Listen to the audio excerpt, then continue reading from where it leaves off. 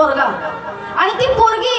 एवढीशी असते फ्रॉकी चारते फुलपात्र लपवून जाते का तर कळाय नको पाहुण्यांना आमच्या घरात दूध नाहीये अशी असणारी मुलगी नांदायला गेली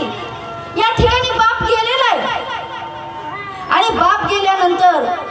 आपल्याला माहितीये माणूस गेल्यानंतर काय करतात तर झाला प्रेत रूप शरीराचा भाव लक्ष्मीला ठाव स्मशानीचा आता स्मशानात न्यायची तयारी झालीये ताटी बांधलीये आंघोळीला घेतलंय गावातला एक माणूस आला थांबा म्हणला कुठे घेतलं तुम्ही बांधायला सगळे घाबरले गाव पाठीमागे सरला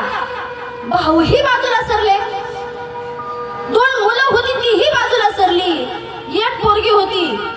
पोरगी पुढे आली म्हटली दादा काय झालं माझे बाबा अचानक वारले तुम्ही अशी बाबांची प्रेत यात्रा का थांबवता माझ्या बाबांची प्रेत यात्रा थांबवू नका तुम्ही माझ्या बाबांनी आयुष्यभर कष्ट केले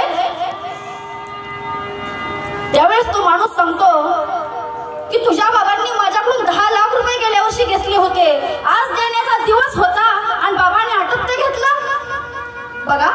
लक्ष देऊन ऐकलं तर समजेल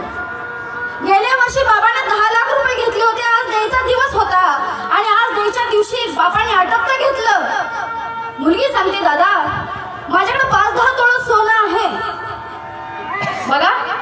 गाव बाजूला सरलेला आहे भाऊ बाजूला सरलेले पोरं बाजूला सरलेले मुलगी पुढे येते मुलगी म्हणते बाबा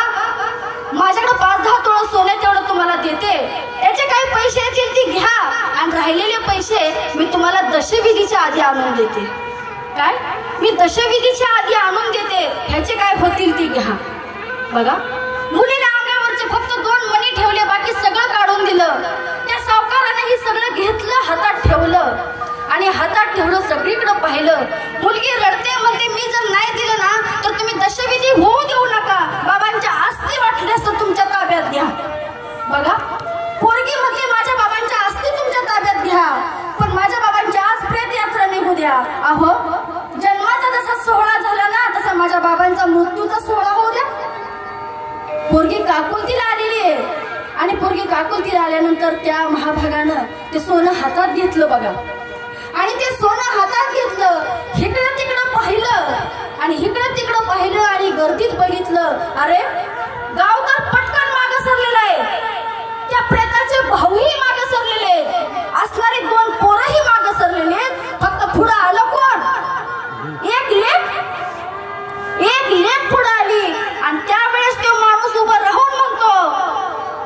हे पहा लक्ष देऊन आहे का इकडं हे 10 लाख रुपये मी ह्यांच्याकडून घेतले होते त्यांनी माझ्याकडून नेले नव्हते कर्ज माझ्याकडे आहे त्यांच्याकडे नाही पण हे 10 लाख रुपये मी आज हे देऊ कोणाच्या हातात म्हणून या ठिकाणी मी हे नाटक केलं आणि ह्या गर्दीमध्ये ह्या बाबाचा मी खरा वारसदार शोधत होतो जे बाप काय असतो तर बाप एवढं पोरासाठी करून ठेवतो तरी शेवटच्या क्षणाला पोरग मागं सरतं पोरगी पुढे येते पोरीचं बापावरती पोरापेक्षा काकांवर प्रेम जास्तच असतं मला असं म्हणायचं नाही की पोराचं प्रेम नसतं पोराचंही प्रेम असतं पण पोरापेक्षा पोरगी नक्कीच प्रेम जास्त करते म्हणून तुम्हा सगळ्यांना माझं एकच सांगणं आहे की मुलगी जन्माला येऊ द्या आज किती भीषण परिस्थिती झाली हो आज मुलगी नाही मुलींना आम्ही जन्माला येऊ देत नाही म्हणून इतकी भीषण परिस्थिती झाली पण एक लक्षात ठेवा ज्या मुलासाठी